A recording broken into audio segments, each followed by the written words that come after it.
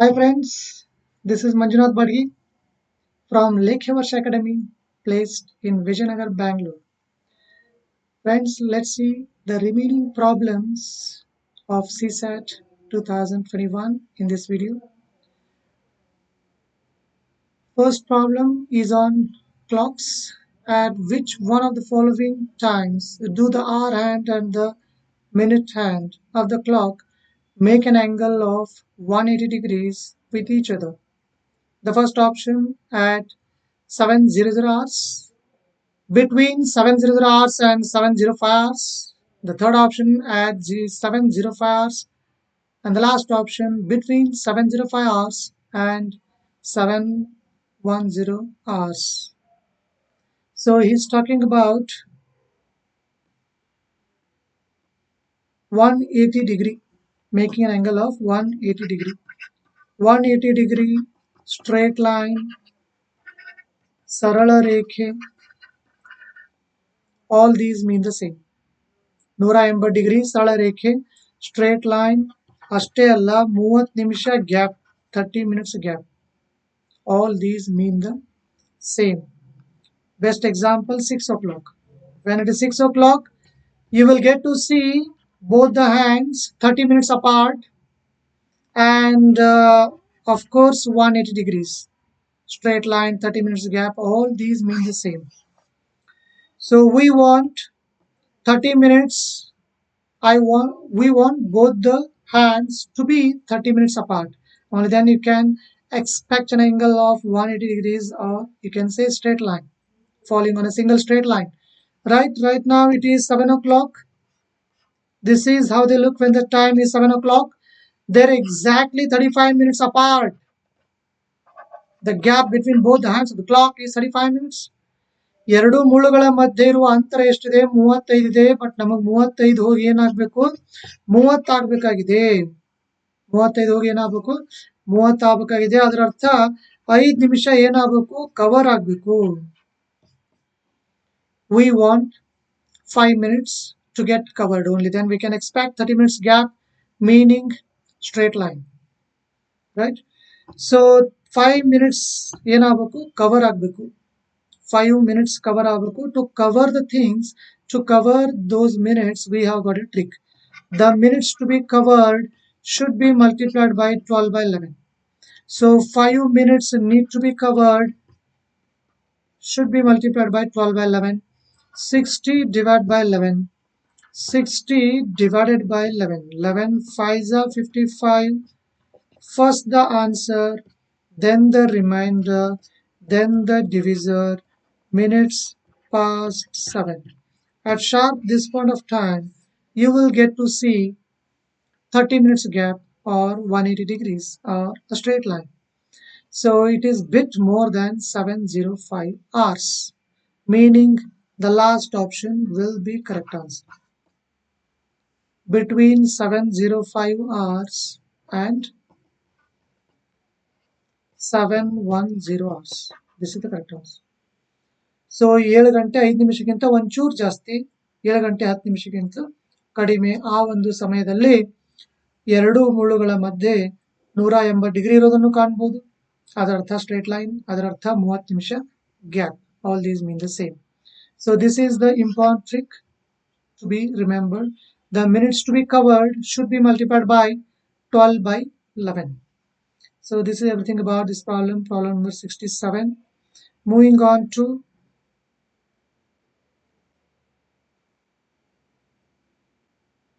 63rd problem.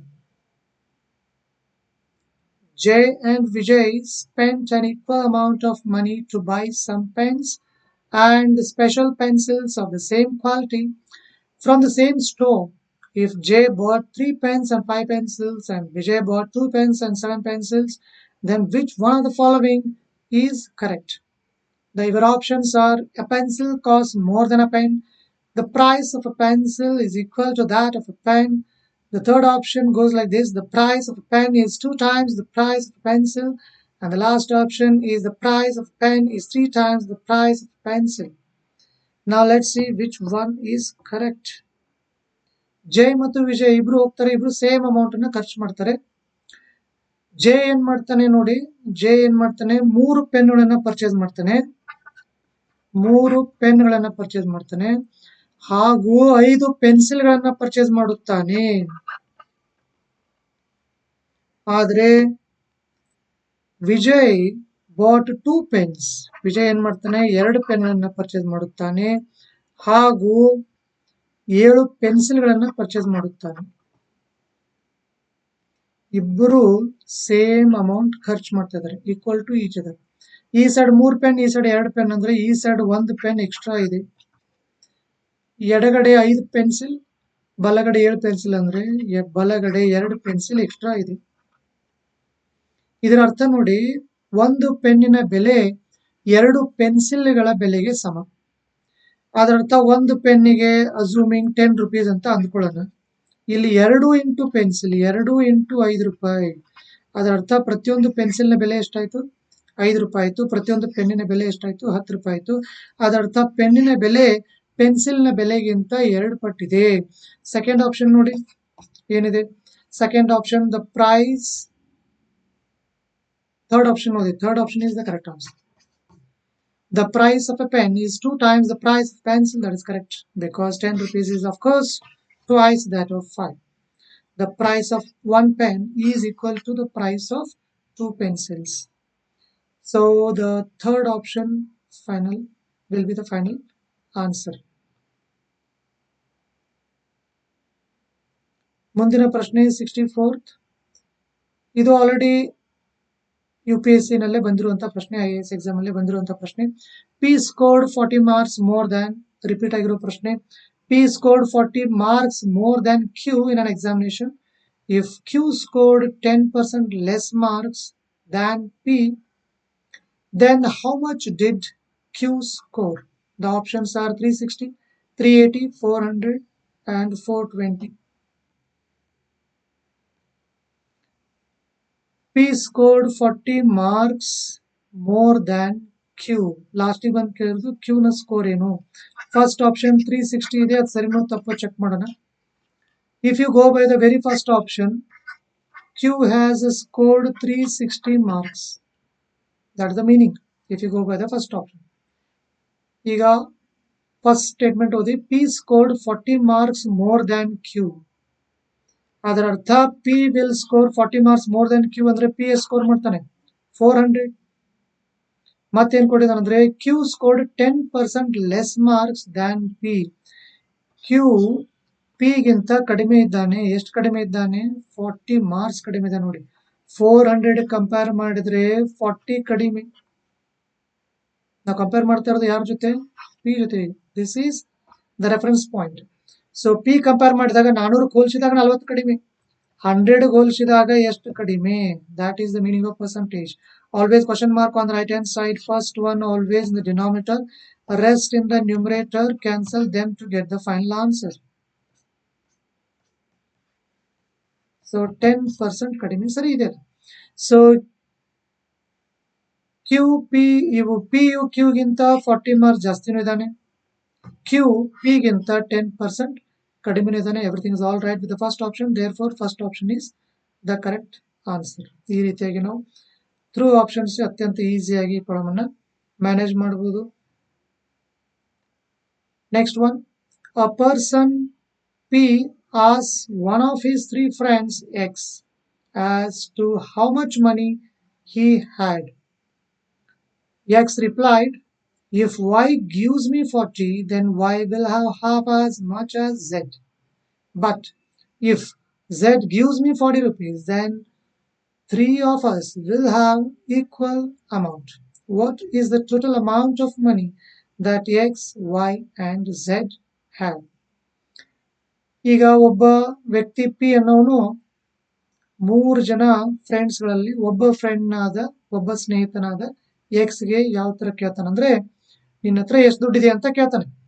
ಆಗ X ಏನ್ ಹೇಳ್ತಾನೆ ನೋಡಿ, Y ನನಗೆ 40 ರೂಪಾಯಿ ಕೊಟ್ರೆ Y ನ ಬಳಿ ಎಷ್ಟಿರುತ್ತವೆ ಅಂದ್ರೆ Z ನ ಬಳಿ ಎಷ್ಟಿರುತ್ತೋ ಅದರ ಅರ್ಧ ಇರುತ್ತದೆ. ಆದ್ರೆ Z ಏನಾದ್ರೂ ನನಗೆ 40 ರೂಪಾಯಿ ಕೊಟ್ಬಿಟ್ರೆ ನಮ್ಮ 3 ಜನರ ಬಳಿ ಸೇಮ್ ಅಮೌಂಟ್ ಇರುತ್ತದೆ. ಇದು X ನು ಕೊಟ್ಟಿರೋ ಉತ್ತರ. ಕೇಳ್ತಾ ಇರೋದೇನಂದ್ರೆ ಎಕ್ಸ್ ವೈ ಝೆಡ್ ಎಲ್ಲರ ಹತ್ರ ಸೇರಿ ಟೋಟಲ್ ಅಮೌಂಟ್ ಎಷ್ಟಿದೆ, that is the meaning of this problem. So 3 ಜನ ಇದ್ದಾರೆ, ಎಕ್ಸ್ ವೈ ಝೆಡ್. ಎಕ್ಸ್ ನ ಬಳಿ 80 ಇದೆ, ವೈ ನ ಬಳಿ 120 ಇದೆ, ಝೆಡ್ ನ ಬಳಿ 160 ಇದೆ. ಎಲ್ಲರ ಹತ್ರ ಸೇರಿ ಎಷ್ಟಿದೆ ನೋಡಿ, 80 ಪ್ಲಸ್ 120 ಪ್ಲಸ್ 160 ಎಲ್ಲರ ಹತ್ರ ಸೇರಿ ಎಷ್ಟಾಯ್ತು, 200 360 ಆಯ್ತು. ಎಲ್ಲರ ಹತ್ರ ಸೇರಿ 360. ಸೆಕೆಂಡ್ ಆಪ್ಷನ್ 360 ಇದೆ. Now let us read the conditions. First condition ಏನಿದೆ, ಎಕ್ಸ್ ಏನ್ ಹೇಳ್ತಾ ಇದೆ ನೋಡಿ, X is saying if y gives me 40, if y gives him 40, if y gives him 40 rupees, ಇವನ ಹತ್ರ 40 ಕಡಿಮೆ ಆಗಿಬಿಡುತ್ತೆ, ಅಂದ್ರೆ 80 rupees ಆಗುತ್ತೆ. ಆಗ y will have half as much as z. ಈಗ z ನ ಅರ್ಧ ಆಯ್ತಾ, z ಹತ್ರ 160 ಇದೆ, y ನ ಹತ್ರ 80 ಇದೆ, ಸರಿ ಆಯ್ತಲ್ಲ, ಅರ್ಧ ಆಯ್ತಲ್ಲ. ಇದು condition number 1. Condition number 2, there's one more. Condition number 2, ಅವನು y ನ ಬದಲಾಗಿ z ನ ಬಳಿ ದುಡ್ಡು ಕೇಳಿದ್ರೆ, y ನ ಬದಲಾಗಿ z ನ ಬಳಿ ದುಡ್ಡು ಕೇಳಿದ್ರೆ ಅವ್ನು 40 ರೂಪಾಯಿ ಕೊಟ್ಟು ಬಿಟ್ರೆ z ಹತ್ರ ಎಷ್ಟು ಉಳಿತು, 120 ಉಳಿತು. y ಹತ್ರ ಆಲ್ರೆಡಿ 120 ಇದೆ. ಈಗ ಇವನಿಗೆ 40 rupees ಕೊಟ್ಟು ಬಿಟ್ರೆ ಇವನ ಹತ್ರನು 120 ಆಗುತ್ತದೆ. ಸೊ ಎಲ್ಲರ ಹತ್ರ ಈಕ್ವಲ್ ಅಮೌಂಟ್ ಆಯ್ತು. So everything is all right. Therefore the second option 360 is the correct answer. X ನ ಬಳಿ ನಿಜವಾಗಿಯೂ 80 ರೂಪಾಯಿ, y ನ ಬಳಿ ನಿಜವಾಗಿಯೂ 120 ರೂಪಾಯಿ, z ನ ಬಳಿ ನಿಜವಾಗಿ 160 ರೂಪಾಯಿ, ಎಲ್ಲ ಸೇರಿ 360 rupees. That is the second option. y ಏನಾದ್ರೂ 40 ರೂಪಾಯಿ ಎಕ್ಸ್ ಕೊಟ್ಬಿಟ್ರೆ, if y gives x 40 rupees, then y will have only 80 rupees. And it is of course less, half of the amount which z has. 160 half is 8. ಒಂದು correct ಆಯ್ತು. ಅದೇ ಒಂದ್ ವೇಳೆ z ನ ಹತ್ರ ಇವನೇನಾದ್ರು ದುಡ್ಡು ಕೇಳ್ಬಿಟ್ರೆ, z ನ ಹತ್ರ 40 rupees ಕಡಿಮೆ ಆಗಿ 120 ಬಂದ್ಬಿಡ್ತಾನೆ, y ನ ಹತ್ರ ಆಲ್ರೆಡಿ 120 ಇದೆ. ಇವನು ಎಕ್ಸ್ ಅನ್ನು z ನ ಬಳಿ 40 rupees ಕೇಳಿದಾಗ ಆತನ ಬಳಿ ಆಲ್ರೆಡಿ 80 rupees ಇತ್ತು, ಅದೊಂದು 40 rupees ಬಂದು ಅವನ ಹತ್ರ 120 ಆಯ್ತು, ಎಲ್ಲರ ಹತ್ರ ಈಕ್ವಲ್ ಆಯ್ತು, ಎಲ್ಲ ಅವ್ನು ಹೇಳ್ತಾನೆ ಪರ್ಫೆಕ್ಟ್ ಆಗಿ ಮ್ಯಾಚ್ ಆಗ್ತದೆ. Therefore the second option 360 rupees is the correct answer. ಅವ್ನು ಬೈ ಚಾನ್ಸ್ ಏನಾದ್ರು ಎಕ್ಸ್ ನ ಬಳಿ ಎಷ್ಟಿದೆ, y ನ ಬಳಿ ಎಷ್ಟಿದೆ, z ನ ಬಳಿ ಎಷ್ಟಿದೆ ಅಂದ್ರೆ ಎಕ್ಸ್ ನ ಬಳಿ 80, y ನ ಬಳಿ 120, z ನ ಬಳಿ 160 ಇದೆ ಅಂತ ಹೇಳ್ಬೇಕು. ಈಗ ಇದು ನಾನು ಡೈರೆಕ್ಟ್ ಆಗಿ ಹೇಳ್ಬಿಟ್ಟೆ, ಆದ್ರೆ ಈಗ how to arrive at those values, that is a thing. Okay, ಈಗ ಡೀಟೇಲ್ ಆಗಿ ಹೇಳ್ತೀನಿ ನೋಡಿ. y gives me 40 ಅಂತ ಹೇಳ್ತೀನಿ.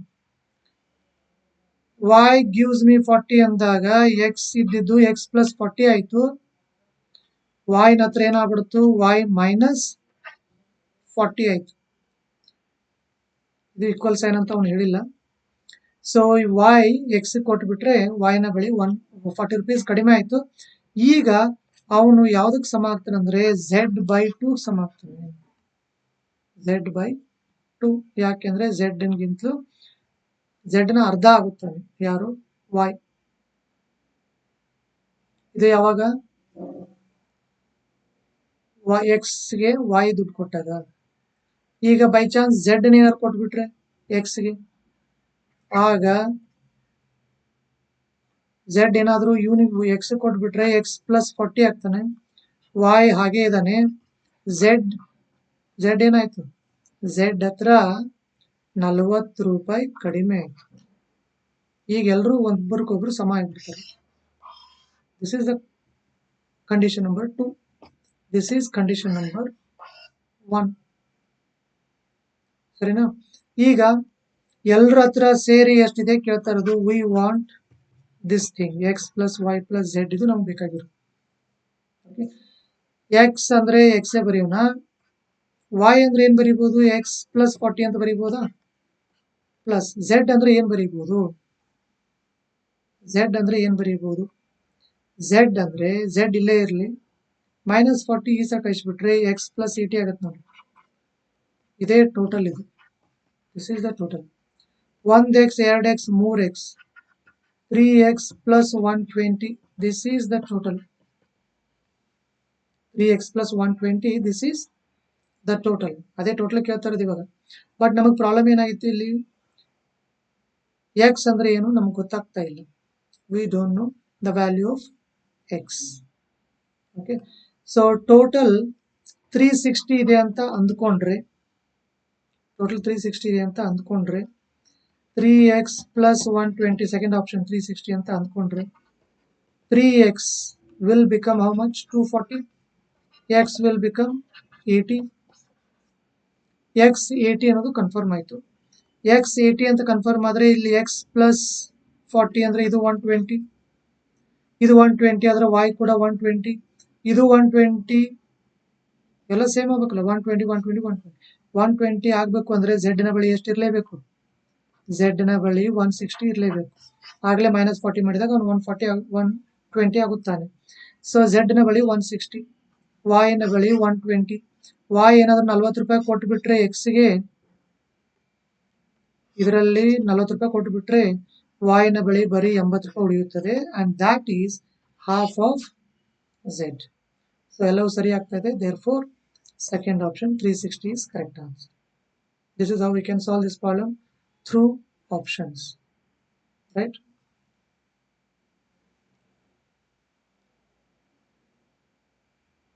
Coding and decoding ಮೇಲೆ ಒಂದು ಕೇಳಿದೆ ನೋಡಿ. In a code language, mathematics is written as LBSIDNZUHDR. How is chemistry written in that code language? ಮ್ಯಾಥಮೆಟಿಕ್ಸ್ಗೆ ಕೋಡ್ ಕೊಟ್ಟು ಕೇಳ್ತಾ ಇರೋದು ಕೆಮಿಸ್ಟ್ರಿಗೆ.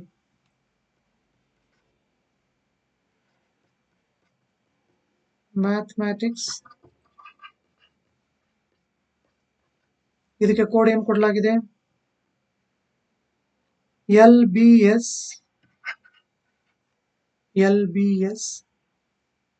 IDN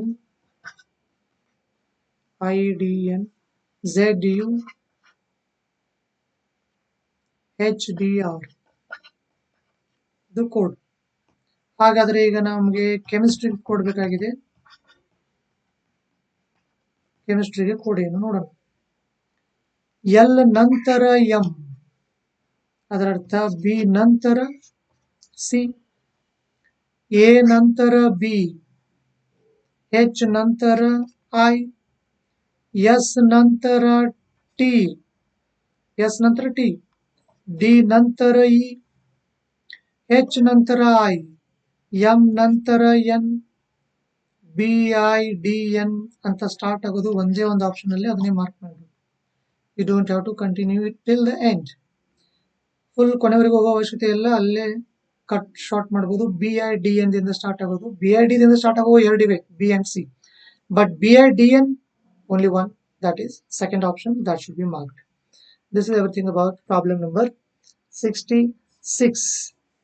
Moving on to problem number 60. Next problem 60.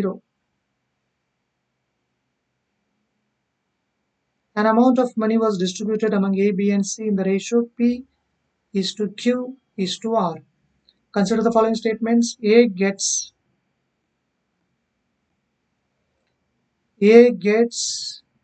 the maximum share if P is greater than Q and R. C gets the minimum share if R is less than P plus Q. So 3 ಜನ ಇರೋದಲ್ಲಿ A, B, C 3 ಜನ ಇದ್ದಾರೆ. ಅವರೆಲ್ಲರೂ ಯಾವ ರೇಷಿಯೋದಲ್ಲಿ ಹಂಚ್ಕೊಳ್ತಾ ಇದ್ದಾರೆ? PQR ರೇಷಿಯೋದಲ್ಲಿ ಹಂಚ್ಕೊಳ್ತಾ ಇದ್ದಾರೆ. ಈಗ P 10 ರೂಪಾಯಿ, Q 4 ರೂಪಾಯಿ, R 3 ರೂಪಾಯಿ ತಗೊಂಡು ನೋಡೋಣ. Consider the following statements. A gets maximum share, ಎಗೆ ಜಾಸ್ತಿ ದುಡ್ಡು ಸಿಗುತ್ತದೆ ಯಾವಾಗ? P is greater than Q plus R. P ಅಂದ್ರೆ 10, that is greater than Q plus R. Q ಅಂದ್ರೆ 4 plus 3, 10 7ಕ್ಕಿಂತ ಜಾಸ್ತಿ ಈ ತರ ಇದ್ದಾಗ ಪಿಗೆ ಜಾಸ್ತಿ ಎಗೆ ಜಾಸ್ತಿ ಸಿಗುತ್ತದೆ. ಎಗೆ ಜಾಸ್ತಿ ಸಿಗ್ತಲ್ಲ, ಎಗೆ 10 ರೂಪಾಯಿ ಸಿಕ್ಕಿದೆ. First one is clear. Next C gets the minimum share. ಸಿಗೆ ಮಿನಿಮಮ್ ಸಿಗುತ್ತದೆ ಯಾವಾಗ? If R is less than P plus Q. R ಅಂದ್ರೆ ಏನು? R is less than P plus Q. R ಅಂದ್ರೆ 3, 3 is less than 10 plus 4. So 3 14ಕ್ಕಿಂತ ಕಡಿಮೆ ಇದೆ. Everything is all right. So R is less than P plus Q ಇದ್ದಾಗ ಸಿಗೆ ಅತ್ಯಂತ ಕಡಿಮೆ ಸಿಗುತ್ತದೆ. ಅಫ್ಕೋರ್ಸ್ ಸಿಗೆ ಅತ್ಯಂತ ಕಡಿಮೆ ಸಿಗ್ತಾ ಇದೆ. Is getting minimum share. So both are correct. Which of the following statements is are are correct? The answer is both 1 and 2. That should be marked. Both 1 and 2. That is the correct answer. This is everything about problem number 60. Moving on to problem number 59. There are 6 persons arranged in a row. There are 6 persons arranged in a row. Another person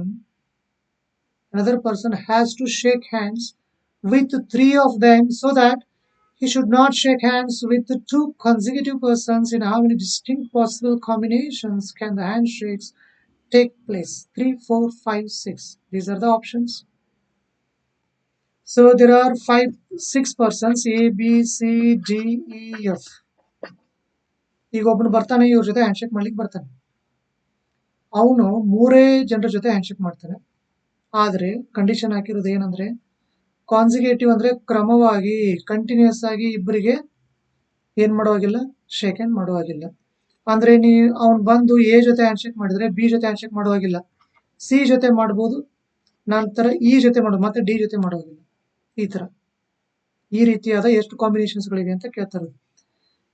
ನಾನು ಬಂದ್ಬಿಟ್ಟು A ಜೊತೆ ಮಾಡ್ಬೋದು, C ಜೊತೆ ಮಾಡ್ಬೋದು, E ಜೊತೆ ಮಾಡ್ಬೋದು, continuous ಆಗಿ ಯಾರ ಜೊತೆನೂ ಮಾಡಲಿಲ್ಲ. ಓಕೆ, ನಾನು ಎ ಜೊತೆ ಮಾಡ್ಬೋದು, ಎ ಜೊತೆ ಮಾಡಿ ಸಿ ಜೊತೆ ಮಾಡಿ ನಂತರ ಡೈರೆಕ್ಟ್ ಆಗಿ ಎಫ್ ಜೊತೆ ಮಾಡ್ಬೋದಲ್ಲ, ಕಂಟಿನ್ಯೂಸ್ ಆಗಿ ಮಾಡಬಾರ್ದು, ಬಟ್ ಬೇರೆ ತರ ಯಾವ ತರ ಮಾಡ್ಬೋದು, ರೈಟ್?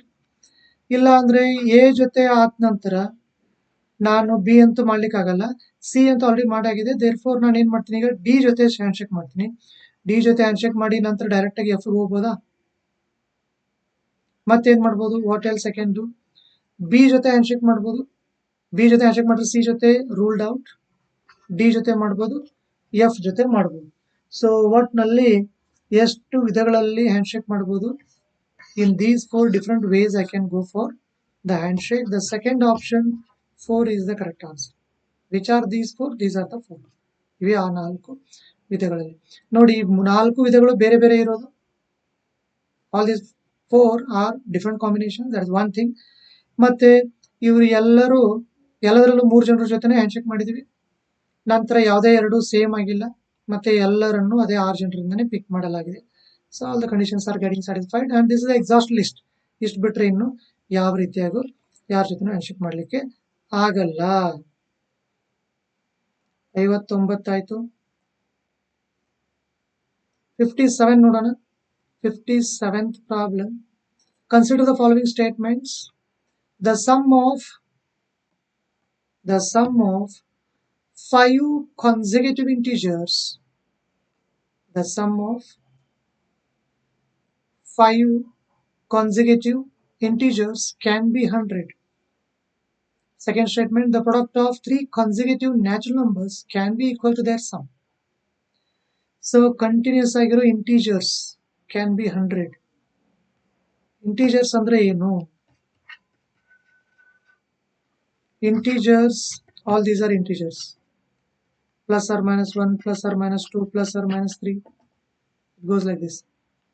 Whole numbers, ಪೂರ್ಣ ಸಂಖ್ಯೆಗಳು, whole numbers 0, 1, 2, 3, 4.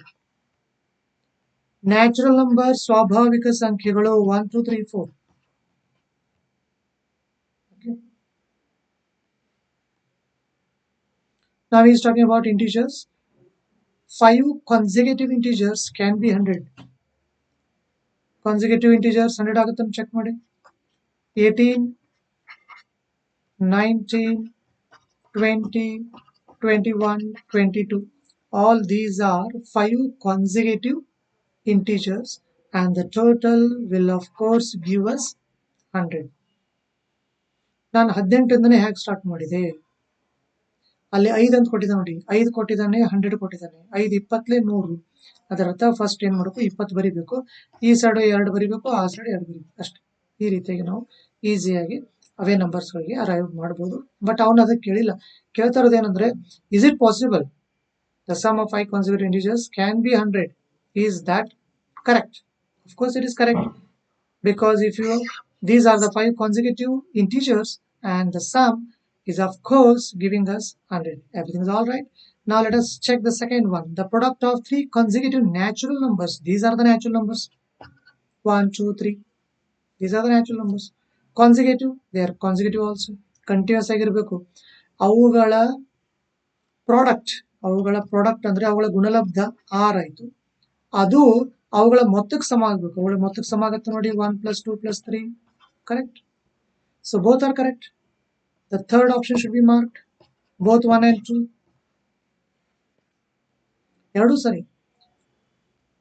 1 2 3 ಸ್ವಾಭಾವಿಕ ಸಂಖ್ಯೆಗಳು, ಕಾನ್ಸಿಕ್ಯೂಟಿವ್ ನ್ಯಾಚುರಲ್ ನಂಬರ್ಸ್, ಅನುಗತ ಸ್ವಾಭಾವಿಕ ಸಂಖ್ಯೆಗಳು. ಅವುಗಳನ್ನ ಕೂಡಿಸಿದ್ರೆ ಎಷ್ಟು ಬರುತ್ತೋ ಮಲ್ಟಿಪ್ಲೈ ಮಾಡೋಣ ಅಷ್ಟೇ ಬರ್ತಾ ಇದೆ. The product is of course equal to their sum. So statement 2 is also correct. Statement number 1 is also correct. Moving on to the next one. Using 2 2 3 3 3 as digits, how many distinct numbers greater than 30,000 can be formed? 30,000 ಗಿಂತಲೂ ಜಾಸ್ತಿ value ಇರಬೇಕು, ಅಂಥವುಗಳನ್ನ ಎಷ್ಟು ಬರೀಬಹುದು? Using the digits 2 2 3 3 3. ಇವೆಲ್ಲ ನಮ್ಗೆ ಕೊಟ್ಟಿರುವಂತ digits 30,000ಗಿಂತಲೂ ಜಾಸ್ತಿ ಇರಬೇಕು. 30,000ಗಿಂತ ಜಾಸ್ತಿ ಇರಬೇಕು. 30,000 ಅಂದ್ರೆ ಎಷ್ಟು ಡಿಜಿಟ್ಸ್ ಇದೆ ಇಲ್ಲಿ? 5 ಡಿಜಿಟ್ಸ್ ಇದೆ. ನಮ್ಮ ಹತ್ರನೂ 5 ಡಿಜಿಟ್ಸ್ ಇರೋದು. ಸೊ ಈಗ ನೀವು ಸ್ಟಾರ್ಟಿಂಗ್ 2 ಅಂತ ಬರೆದು ಬಿಟ್ರೆ 20,000 22,000 ಈ ತರ ಆಗುತ್ತೆ. ಅದಕ್ಕೆ ನಾವು ಸ್ಟಾರ್ಟಿಂಗ್ 3 ಬರೀಲೇಬೇಕಾಗುತ್ತದೆ. We will be forced to write the first digit 3. ಇದು ಫಿಕ್ಸ್ ಆಯ್ತು. ಇನ್ನೂ 4 ಇವೆ ನಮ್ಮ ಹತ್ರ, ಇನ್ನೂ 4 ಇವೆ. 1 3 ಇಲ್ಲಿ ಬರೆದಾಯ್ತು. ಇನ್ನು ನಮ್ಮ ಹತ್ರ 2 2ಗಳಿವೆ, 2 3ಗಳಿವೆ. ಅವುಗಳಲ್ಲಿ ಯಾವುದನ್ನಾದ್ರೂ ಇಲ್ಲಿ ಬರ್ಕೊಳ್ಳಿ, 4ರಲ್ಲಿ ಯಾವುದನ್ನಾದ್ರೂ ಇಲ್ಲಿ ಬರ್ಕೊಳ್ಳಿ. 2 2ಗಳು 2 3ಗಳಿವೆ ಅಲ್ಲ, ಆ 4ರಲ್ಲಿ ಯಾವ್ದಾದ್ರು ಒಂದು ಇಲ್ಲಿ ಬರ್ಕೊಳ್ಳಿ. ಮತ್ತು ಅಂದ್ರೆ ಇಂಟು 3ರಲ್ಲಿ ಉಳಿದ 3ರಲ್ಲಿ ಯಾವ್ದಾದ್ರು ಒಂದು ಇಲ್ಲಿ, ಮತ್ತು ಉಳಿದ 2ರಲ್ಲಿ ಯಾವ್ದಾದ್ರು ಒಂದು ಇಲ್ಲಿ, ಮತ್ತು ಉಳಿದ 1 ಇಲ್ಲಿ. Out of these remaining 4, any of the 4 can come here and means into, and after filling up this box you will be left with 3 digits, and with the remaining 3 digits we can fill up this, and after that any of the remaining 2 can come here, and after that remaining 1 must come here. So this is not the final thing only because there are repetitions. ಏನೇನು repeat ಆಗಿದೆ ನೋಡಿ, 2 ಸತಿ repeat ಆಗಿದೆ, 2 × 1. 3 2 ಸತಿ repeat ಆಗಿದೆ, 2 1. ಎಷ್ಟು ಸತಿ repeat ಆಗಿದೆ ನೋಡ್ಬೋದು. 2 ಅನ್ನೋದು 2 ಸತಿ ರಿಪೀಟ್ ಆಗಿದೆ, ಅಂದ್ರೆ 2 × 1. 3 ಅನ್ನೋದು 2 ಸತಿ ರಿಪೀಟ್ ಆಗಿದೆ, 2 × 1. So 2 2s are 4, 4 will get cancelled, 3 2s are 6 will give you the final answer. So the very second option is the correct answer. You can write down 6 distinct numbers greater than 30,000 using the digits 2 2, 2 2 3 3 3. Okay, you can do it practically also, no problem.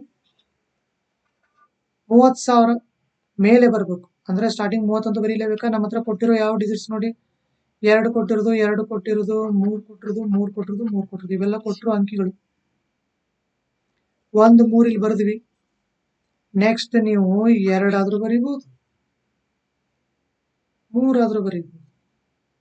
Okay, so first ಅತ್ಯಂತ ಕಡಿಮೆ number ಅಂದ್ರೆ 32,000 start ಮಾಡೋಣ. ಇದರ ಬರೀಬಹುದಾ? This is one number that you can write, 32,233. This is of course more than 30,000. ಮತ್ತೇನು ಬರೀಬಹುದು? ಈ 32,000ನೇ ತಗೊಂಡ್ರೆ 323 ಬರಿಬೋದು. 32,000ನ ತಗೊಂಡ್ರೆ 332 ಬರೀಬೋದು. ಇದು 32,000 ತಗೊಂಡ್ರೆ ಆಯ್ತು. ಇನ್ನು 33,000 ತಗೊಂಡ್ರೆ 2 3ಗಳು ಹೋಗೇ ಬಿಡ್ತು. ಇನ್ನು ನಮ್ಮ ಹತ್ರ ಉಳಿದಿರೋದೇ 2 2 3. 2 2 3 ಅಂದ್ರೆ 2 2 3 ಈ ತರ ಯೂಸ್ ಮಾಡ್ಬೋದು. ಇಲ್ಲ ಅಂದ್ರೆ 2 3 2 ಯೂಸ್ ಮಾಡ್ಬೋದು. ಇಲ್ಲ ಅಂದ್ರೆ 2 3 2 ಯೂಸ್ ಮಾಡ್ಬೋದು. Right? So this is practical way of doing this problem. And these are the only 6 that you can write. You can think of writing by using the given digits 2, 2, 3, 3, 3, which are more than 30,000 and all are distinct. Of course, all are distinct numbers. ಇವೆಲ್ಲವೂ ಬೇರೆ ಬೇರೆ ಸಂಖ್ಯೆಗಳು. ಇದು practical, ಮುಂಚೆ ಹೇಳಿದ theory. The final answer is 6. The second option is the correct answer.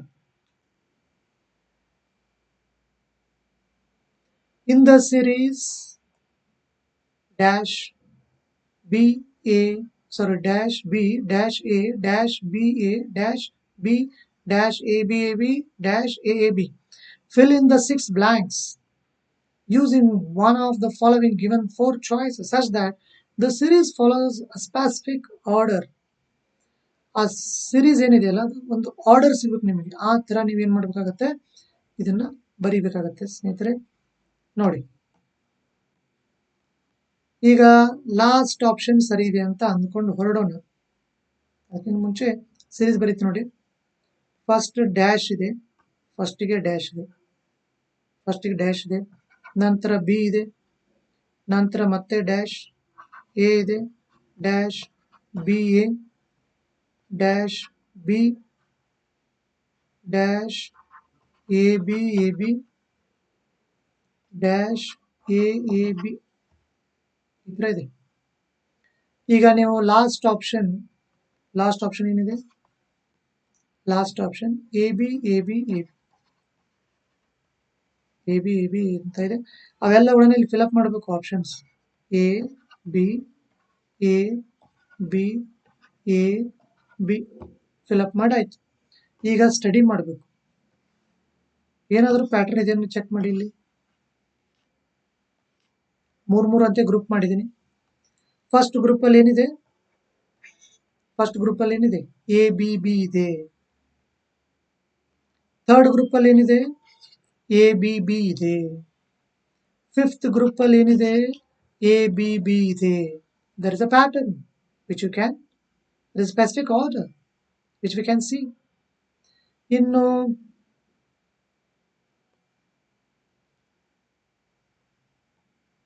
Second group ನೋಡಿ, A B ಇದೆ, double A B. Fourth ನೋಡಿ, ಅದು ಹಾಗೆ ಇರೋದು, ಡಬಲ್ ಎ ಬಿ. ಲಾಸ್ಟ್ ನೋಡಿ, ಸಿಕ್ಸ್ತ್ ಗ್ರೂಪ್, ಅದು ಕೂಡ double A B. So there is a specific order here. In odd groups we get to see A, B, B, and in the even groups we will get to see A, B. This is the order that we are getting. Therefore everything's all right with the last option. ಮತ್ತೆ ಈ 3 ಅಂತಾನೆ group ಮಾಡ್ಬೇಕಂತ ಹೇಗೆ ಗೊತ್ತಾಗುತ್ತದೆ? That is one more important thing. So ಏನ್ ಮಾಡ್ಬೇಕಂದ್ರೆ ಸ್ನೇಹಿತರೆ, first you will have to count all the letters including those dash. Okay, ಎಲ್ಲ ಸೇರಿಸಿ ಎಷ್ಟಿದೆ ಕೌಂಟ್ ಮಾಡಬೇಕು. ಕೌಂಟ್ ಮಾಡಿದಾಗ ನಿಮ್ಗೆ ಏನು ಗೊತ್ತಾಗುತ್ತದೆ ಅಂದ್ರೆ 18 ಇವೆ ಅಂತ ಗೊತ್ತಾಗುತ್ತದೆ. 18 ಅಂದ್ರೆ 3 into 6. ಈ ರೀತಿಯಾಗಿ ನಾವು ಗೊತ್ತು ಮಾಡಬೇಕು ಏನಂತ, 3 ಅಂತೆ ಗ್ರೂಪ್ ಇದೆ ಅಂತ. ಓಕೆ, 20 ಇದ್ರೆ 5 4s are 20. ಅದರರ್ಥ 5 ಇದ್ರು 4 ಗ್ರೂಪ್ಗಳು, ಇಲ್ಲ 4 4 5 ಗ್ರೂಪ್ಗಳು. ಓಕೆ, ಎರಡು ತರ ನೋಡಿ ಟ್ರೈ ಮಾಡಿ ನೋಡಬೇಕು using options. Then you will get the final answer. So ಈ ಒಂದು ವಿಡಿಯೋನ ವೀಕ್ಷಿಸಿದ್ದಕ್ಕಾಗಿ ನಿಮಗೆಲ್ರಿಗೂ ತುಂಬಾ ಧನ್ಯವಾದಗಳು. So see you in the next video for the remaining problems. Thank you one and all.